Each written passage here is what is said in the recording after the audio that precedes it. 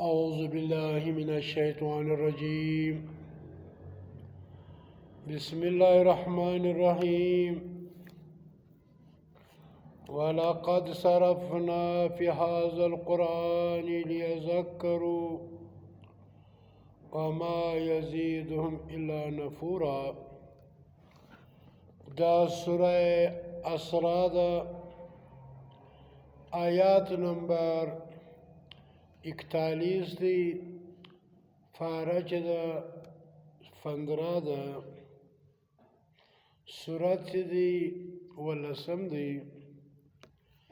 نن پر دی بیان در تکوم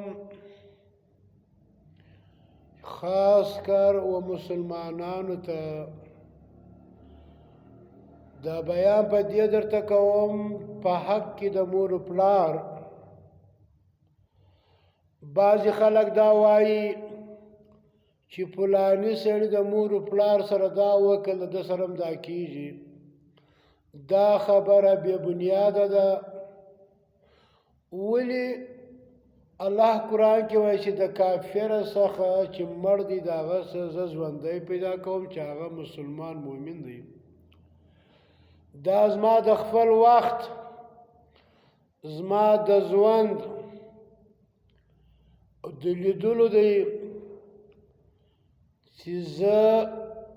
زما نوم ماسټر عبدالجبار شیراني دی،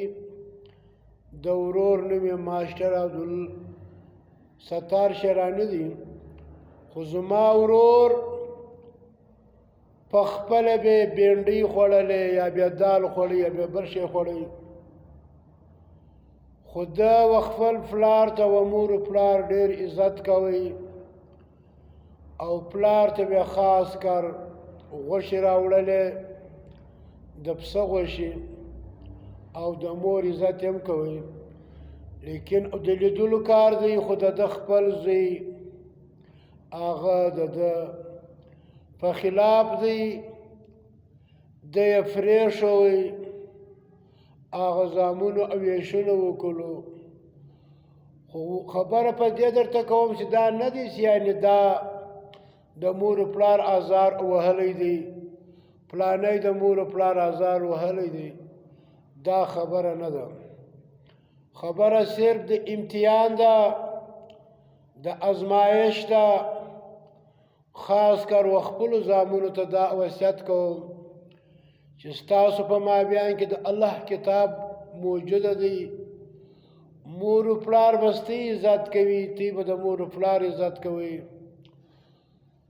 خسر به د مژند عزت کوي او مژند به د خسر عزت کوي. خواش به د مژور عزت کوي او مژند به د خواش عزت کوي. نو بیا هغه کور آبادیږي. په دا خوله باندې سړی دوست کیږي هم دشمن کیږي هم. که خپل یو شی وخورې د هغه شي څخه ګندګي جوړیږي، که هغه شی و بل ته ورکړه د هغه څخه ګل جوړیږي. که ښه خبره و بل ته وکړې او ښه خواړه په خپله وخورې، نو باید چې زموږ دې کورونه به د جنت د کورونو څخه یو کوري. که چیرې موږ په نامي شي سره پلار د زوی و حق عمل ته و غاړه نیږدي او زوی د پلار ته نیږدي، هغه کور به د جهنت د جهنم د کندو څخه یو کنده وي. باید چې موږ دې مسلمانان یو،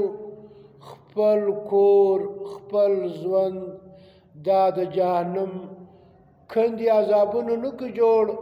باید چې دغه کورونه د جنت د باغچو سه باغچه جوړ کړو. مال راکلل او کلل دا د الله له طرفه یو امتحان دی. په حلال باندې به مال ګټو، د الله په لار کې به لګو، په خپل ځان به خورو، په خپل اولاد به خورو، په خپل کور به خورو. هغه مال کم چې تا ګټلی دی نه په خپله خورې نه په خپلو بچیانو خورې نه د الله په لار کې لګوې. دا ستا دپاره توک دی، لعنت دی. خبره مختصره کومه، باید چې زوی د پلار خبره ومني هغه زوی به ډېر نادان وي چې د پلار موجود وي، عقلمند وي، د الله په دین پوهي، دی بیا هم د خپل پلار خبره د مور خبره ټکراوي، د یو پردي خبرې ته تر هغه خپل مور و پلار ترجیح ورکوي. دا به ډېر بېوقوفه وي. پلار د زامنو دپاره زغلي، اوس دا زه ومه 4,20,000 روپۍ د ماسه یو دوکهبازانو یوړې، خو په نیت مې د دې و چې زما زامن پر کور سي و موژندې مې پر کور باندې خوشحاله وي، بچیان مې خوشحاله وي. خو هغه د ظالم زوی یو د زیارت عبدالحکیم نومیږي، یو د چمن دی او مخلص نومیږي، هغه نور د پېښور دی عبدالقسیم نومیږي، شیخ زاید نومیږي، ارشاد نومیږي، او د هغه رقم یو بل شیرانی دی نصیب الله نومیږي. دا ټوله د الله هغه حلال او رزق یې پرېښی دی، په ارامو سره خلک او خطابات سیده کوي. خو ما زامن آبادول، هغه د ما څه 4,20,000 روپۍ په تاوان کې ولاړ. بیا 22,000 روپۍ مې غوړي اخیستلو، په هغه کې بیا 2500 روپۍ یو سړي دوکه کړم.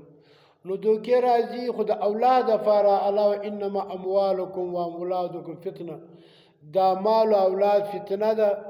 خو بیا هم پلار د هغه فتنې ازمایش دپاره ځان په خواري کې اچوي، خو دا غواړي چې زما زامن، زما لوڼې، زما موژندې، زما کور والا په راحت باندې شي. خو خبره دا درته کوم چې په ژوند کې به ښه سره کوو، د ژوند نه بعد بیا هغه ستا دعاګانې، هغه ستا ژړا، یا پلار په زوی پسې ژاړي یا زوی په پلار پسې، هغه بیا پیدا نه کوي. ولې؟ وایي خپل عمل د لارې مل. دا خو صرف یو اسلامي طریقه ده چې د پلار دپاره دعا غواړه، د مسلمانانو دپاره دعا غواړه. لیکن چې د الله و قرآن ته کې کله چې کافر، مشرک، منافق او ګناهګاره بېغیرته انسان مړه کېږي، د ملائک چې روح اخلي پر دا مخ یې ټکوي، په شاګانو باندې ټکوي، راوباسه دا روح، نن تا ته هغه عذاب او درکول کېږي سپکوونکی، د ده روح جهنم ته ځي. نو دلته دا هر څه دعاګانې وغواړه، الله پاک د ده د عمل په مطابق سزا ورکوي. جنتی سړی، مسلمان سړی، ملائک ورته وایي روح آرام نیونکی راوګرځه د خپل رب طرف، رب د تا سره راضي دی او ته د رب نه راضي یې، ننوځه زما په بندګانو او ننوځه و جنت ته. نو زما ورونو، اوس لا باید چې موږ په ژوند کې د خپلوانو سره ښه وکړو، د عاجزانو سره ښه وکړو، د ځان سره خاص کر ښه وکړو. دغه ښه د پلار دپاره نه دي، د مور دپاره نه دي، دا د خپل ځان پیدا ده. ته روانې په مسافرۍ باندې چې خپلې پیسې د سره یې، خپل آس او دا د سره یې، توشه د سره یې، نو ستا پیدا ده. نو دا خبره کوم و هر هغه زوی ته چې دا زما خبره اوري، اوس لا په ژوند کې د مور و پلار خدمت وکړي، مور و پلار به ستاسو خدمت کوي، د اولاد هم خدمت ستا، د مور و پلار دم ستا، د مژور دم ستا، د خسر دم ستا، د خواښ دم ستا. د مرګ بعد د پلار پر دا لسمې باندې او جنګونه مه کوئ، چې کوم د الله په قرآن د نر عیسی بیان شوې ده، د لور د بیان شوې ده، د زوی باید چې موږ په هغه قرآن باندې فیصله وکړو. خبره دا درته کوم چې اوس لا مور و پلار هر هغه جایز خبره ومنئ چې د اسلام په دایره کې د اسلام څخه هټ کار، که پلار وي، که مور وي، که بچه، دا خبره باید ومنو. خبره دا درته کوم چې یو باچا و، هغه په خپل ژوند کې و زامنو ته ویل چې ای زامنو، پر هر ښار کې چې ته په سفر ځې، هلته کور جوړوه. دا وصیت یې وکړي. بعض زامونه را ولاړ سلو پر هر ښار کې به یو بنګله جوړوله هغه بل زوی به په هر ښار کې شناخت جوړول کله چې پلار مړ سلو زامنو دا عمل اختیار کړي بعضو په هر بازار کې شناخت جوړوي هغه بعضو په هر بازار کې مینه جوړوي هغه کم چې کم عقل و د هغو پیسې خلاصې سولې او نور لرالو سیارتي دا رقم آباد یا هغه رقم پیسې سره دا نور پیسې خو لاړې د بابا شو دا مړه ته دی وصیت کړی چې هغه په تاوان کې شو هغه ورته وویل چې کم عقلو د بابا وصیت خو زموږ دپاره پایدمن و هغه دا مقصد نه و چې په هر ښار کې بنګله جوړه کړه هغه دا ویل چې په هر ښار کې شناخت جوړ کړه اخلاق وکړه نو بیا هغه ورته ته راځه و دا ستا په مینه کې شپه وکړه چې ورغې شپه یې وکړله نه اوبه نه ډوډۍ یو شی نه و خالي مینه وه توره تاریکه پکښې وه نو دا رقم 10-15 مینې جوړ کړه اخر کول اوس نو راځه زما په شناخت پسې زما په مینو پسې چې کله هغه مینو له ورغی یاران دوستان له ورغی پردي خلک دي هغو ډېر عزت ورکوي شپه یې ورکړله ول کم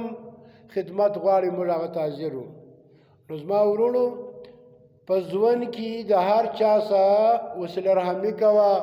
په هر ښار کې شناخت جوړوه نو هغه ویل باید دا شناخت چې دی مراد د بابا دا نه دی مراد دی د هغه رقم یو بل پلارو و زامنو ته وصیت وکړي چې زما زامنو زما دغه مینه چې جوړه ده دغه بنګله چې جوړه ده زما د مرګ بعد به دغه بنګله را ونړوئ تر دې لاندې ما یو خط ایښی په خط کې به ته بیا نصیحت میلاو شي کله بابا مړ سو نو بابا دا مرادو چې کله دغه بچیانه ولاړ سو هغه بنګله یې ونړوله د بنګلې لاندې یو په یو ټیم کې په یو منګي کې کاغذ پروت و چې ویې کتئ چې زما زامنو ما په 40 کاله 50 کاله کې دا یوه مینه جوړه کړه او تی مې 20 کاله 30 کاله تر ځواني پورې راورسواست او ودونه مې در وکړلو اوس دې ګرده میلاو سي دا یوه مینه جوړه کړي دا یوه مور در پاسو د دې خدمت وکړي نو دلته دې افسوس وکړي چې باید دا خو د بابا خبره وران سوی کور وران سو نو دا معنا دا ده چې هغه مور و پلار جوړ سوی نعمت دی باید چې موږ ته د هغه مدد وکړو د عمر عزتون په ټیم کې یو سړي مور و پلار ته ښکنځلې وکړلې خاص کر مور ته نو عمر عزتون هغه راوغوښتې د سزا په تور باندې یو ګوډی راواخیستې د ده پر نس باندې ورغوټه کړي ټینګه غوټه کې وربای دا به نه خلاصوي نو هغه چې شپه دوې تېرې کې ډېر په زحمت سلو ډېر په تکلیف سو خواستې یې شروع یې کړې و عمر ته نو ته هغه ورته نه داسې نه کړم آخر کې هغه د مور ته خواستې شروع کړې چې موره ډېر په تکلیف یم نو بیا نه خوب ورسره کولی سم نه زه یو کار کولی سم نو بیا هغه د مور د زوی سره له عمر چې ورسې یا عمره دا ماف که نو عمر عزته نو هغه بیا ماف کړي نو هغه ورته وویل وګوره تا دا 15 ورځې دا یوه د اوبو ډک ګوډي تا پر نس نس وړلی ستا مور 9 میاشتې وړی 2 کاله غول در پا کړي دي ته یې در کړی دي بیا تر 15 کالو پورې ستا خدمت یې کوي بیا تر دې 9 پورې ستا خدمت کېږي نو زما ورونو د مور و مخ ته الله قرآن کې اوف به نه کوي دا رقم د الله و دین و مخ ته به د هېڅ امام خبره نه مني لکه د مور و مخ ته جایز کار ستړی سوی در په دره سوی د هغه باوجود د مور و پلار مخ ته دغه ته چې یا الله ستړی سو اوف د هغه رقم د الله د دین په مقابله کې نه روایت بیا په کار راځي نه شافیت په کار راځي نه امبلیت په سر راځي نه شیطو په سر راځي که په سر راځي دا د الله کتاب په سر راځي نو خبره دا درته کوم چې د مور و پلار په ژوند کې خدمت کوه د مرګ بعد بیا دعاګانې خیراتونه غویان حلالول ملایان بیمانان په مړول ختمونه په کول دا بیا پیدا نه کوي اوس لا په ژوند کې یوه ښه خبره پورته وکړه که د نور په وسه نه دي پوره خالي دا ورته چې بابا کم خدمت مژور وای پر ما د خسرو د خواشو خدمت نسته وروره خدمت خو نسته خو هغه انسانیت اسلام خو سته چې د مور خدمت وکړې د خواشي خدمت وکړې د پلار د وکړې دا ښه عمل الله وای ومن یعمل مثقال ذره خیرا یره ومن یعمل مثقال ذره شرا یره دا د خواش سره خدمت کول دا خو پر تعالی نه دي چې پر زوی باندې دي خو ستا دپاره د ثواب لا کار دی په یو لارې کې روانې زوز دي لرې کې پر دې ثواب دی دا رقم د خواشي خدمت کول د خسر د کول د میړه خدمت کول او میړه د ماینې خدمت کول که ماینه ناجوړه ډوډۍ ورپخه کې د کښني اول ورڅپا کې ځای ورجارو کې لوښ ومینځه دا پیغور نه دی دا اسلام دی دا همدردي ده دا غمخواري ده باید چې موږ ته جهالت شاته پرېږدو اسلام را مخته کو لکه څرنګه چې الله قرآن کې وایي ولقد صرفنا الله په تحقیق سره موږ بیان کړي دي فی هذا القرآن په دې قرآن کې لیذکروا چې نصیحت واخلې نصیحت د هغه دی چې د الله دین ومنې د الله په دین عمل وکړې تر بلې پورې ورسئ دا ستا دپاره دی وما یزیدهم الا نفورا نه زیاتوي دا د الله قرآن په هغه بېدینو انسانانو ته و کافرانو مشرکانو ته الا نفورا مگر نفرت دا زموږ په کورو کې چې نن سبا د هغه بې انتفاقي ده دا د نه اسلام د عمل کولو نتیجه ده مور زوی نه پوهېږي او لورو مور نه پوهېږي خواشې و مژور نه پوهېږي زوی و پلار نه پوهېږي ماینه و میړه نه وجه څه ده چې پنځه وخته وایي اهدنا صراط المستقیم یا الله ما پر سمه لار روان کړه د په ګر قرآن کې هغه لمونځ کې په هغه نه پوهېږي اذان کېږي په هغه نه پوهېږي بسم الله وایي په هغه نه پوهېږي هیڅ شی نه ده صرف په نامه ده مسلمان دی وجه د هغه ده او د نفرتونو چې موږ د الله قرآن نه ویلی دی که ویلی دی داسې وایي چې نه په قرآن برته پر موږ باندې لعنت وایي قرآن وایي دروغ وایي وجه د بیمانانو شیخ الاسلام ده وجه د بیمان شیخ الحدیث ده وجه د هغه بیمانه بېدینه ملا و پیر ده وجه د هغه پلار و مور د بېدینه چې هغه د الله په قرآن نه دي پوه نه په خپله په دین پوهېږي نه د بله څه پوښتنه کوي خواست کوم کور جهنم مه جوړوئ خواست کوم کور جنت جوړ کړي یو څو ورځې ژوند دی د مرګه بعد به بیا نه پسې جاړو سره ما خو خپله دا وصیت دی و کور والا ته هم و خپلو بچانو ته دغه مژن دي چې دا نه دانې دي دا نه زامن دي شپږ لوڼې دي دوې کور والا دې ټولو ته خواست کومه چې کور جهنم مه جوړوئ کور د اسلام دایره جوړه کړئ کور د امن ذریعه جوړه کړئ کور د جنت جوړ و هر مسلمان ورور واجزانو ته خواست کوم چې خپل کور جهنمان د جهنم مه جوړوئ چې پر نامې شي باندې جنګونه یي مالګه ډېره ده او غوړي ډېر دي ډېر راچولی دي پلانی شی دي زیات پخ کړی دي په دې باندې جنجال مه کوه جنجال پر دې وکړه چې بې انصافي کېږي چې ولې موږ دا سره کوو یو 50 کاله 80 کاله ژوند دی باید چې دا په ښه راحت سره تیر کو بیا د مرګه بعد ژړا کول دا د منافقت کار دی دا د بېدینو خلکو کار دی خواست بار بار کوم و هر چا ته کوم و هر مسلمان ته کوم چې د الله قرآن زده کړي د الله په قرآن عمل وکړي ستی دا دنیا به هم کامیابوي هغه دنیا به هم کامیابوي خو خواست دا دی چې زما ورونو په خپل وخوره، په خپل اولاد وخوره، په ټوله اجزان وخوره. مال الله درکړی دی، دا یو امانت دی. ته په هر لمانځه کې وایي چې التحیات لله، یا الله زه تا ته پیشکشي کوم وصلواتي. بدني به په دا خوله باندې خواشه به و مژور ته ښه خبره کوي او مژور به و خواشه ته کوي، میړه به و ماینه ته کوي، ماینه به و میړه ته کوي، پلار به زوی ته کوي، زوی به پلار ته کوي، زوی به و مور ته کوي، مور به و زوی ته کوي، کلیوالا به و خپلوانو ته کوي، اجزان به اجزانو ته کوي. دا ته د ربه څه 5 ټیمه واده کوي، نو 5 ټیمه واده کوي او عمل نه کوي، نو دا ستا لمونځ ستا دپاره د علاقت دی. ته وایې وت وایي بعد پاک مال به یا الله ستا په لار کې لګوم. تا په جیب کې ایښي دي، نه په خپله خورې، نه په اولاد خورې، نه په مژندو خورې، نو دا ستا دین بېدیني ده، دا ستا دین لعنت پر تا وایي. مه کوئ، د الله نه وویرېږئ. یو څو ورځې ژوند دی. الله وایي فویل للمصلین الذین هم عن صلاتهم سهون. هغه خلکو دپاره دا لمونځ د جهنم،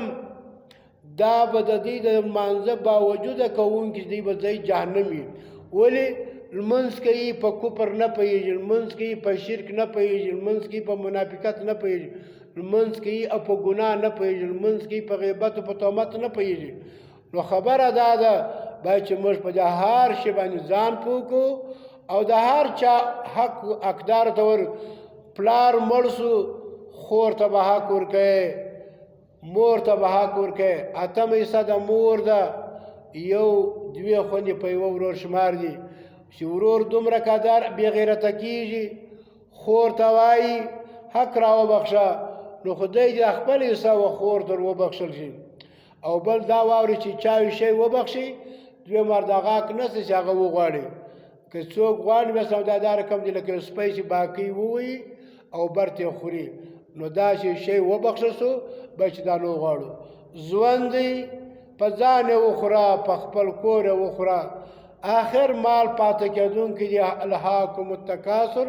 حتی زرتم المقابر. مال دی مال دی مال دی، په داغه کې به مرګ راشي، نه به مال په سر راشي، نه به زوی په سر راشي، صرف خپل عمل د لارې مل دی. وخت مې ناخم د الله قرآن زده کړي تر بلې پورې ورسوئ. خوا بده نه کوي، وصله کوئ. د مرګ بعد دا ستاسو ختمونه، دا ستاسو دعاګانې، دا ستاسو اسقاطونه، دا ستاسو دپاره هېڅ پیدا نه کوي. صرف د بیمانانو، پیرانو،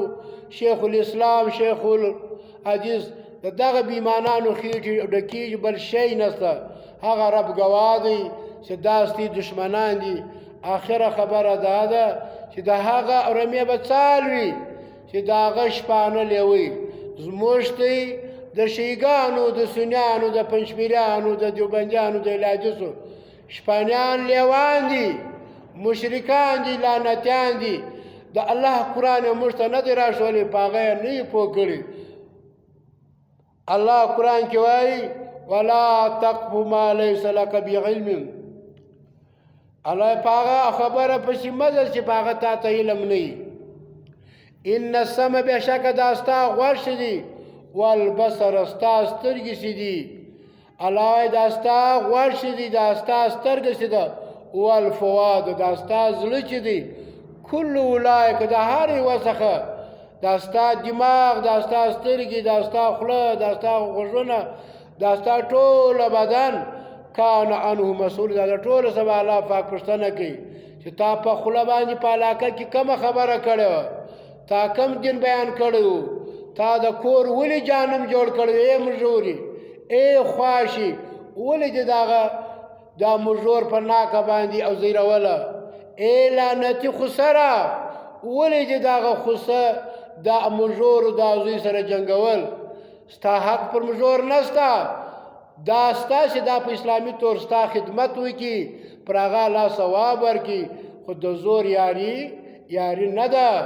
اسلام اسلام دی، په خوښي سره به هر عمل کوي. که هغه ستا د کوري که نه وي، که مژوري که نه وي، باید چې د هر چا خدمت وشي او د اسلام په دایره کې. نو زما ورونو، الله دې واسو توفیق راکړي چې دغه کور د جهنم کنده نه کړو، دا کور د جنت د باغچو یو باغچه کو زوی دشمن نکو پلار دشمن نکو جوړ بن نکی دشمنه ورور دشمن نکی حکاو زوی اکاو د اکا وراره دا سر دشمنان نکو تربور نکو خلق وای د پښتنو یو متل دی وای دشمن دې سوایا وای د سر سترګې دې وخوره تربور لري هغه وای دا دشمن دا د پښتنو د جهالت خبره ده د بيدینۍ خبره ده الله قرآن کې وای چې ټوله عاجزان دې ته وای چې دا ستا دوست دی که حکاوي که وراره وي که د وراره معنی دا ټوله موږ دوستان یو تر بله به عزت سره کوو د الله د اسلام په دایره کې وظلم نور خبرې مې ټیم ناخم زړه مې ډېر غواړي چې ډېر وګاږم خو هلته په کور کې ناست یم په مسجد کې ولاړ وم ښه خبرې به کوې که چیرې زما تر خوله ښه خبرې وتلې وې الله دې اجر راکړي که چیرې یو دې خبره وتله چې الله د قرآن د اسلام خلاف د رب څخه خواست اوس یا ربه په هغه مې منیسې چې زما په زړه کې نه وي په دماغ کې نه وي یا الله په هغه مې منیسې و آخر دعوانا ان الحمدلله رب العالمین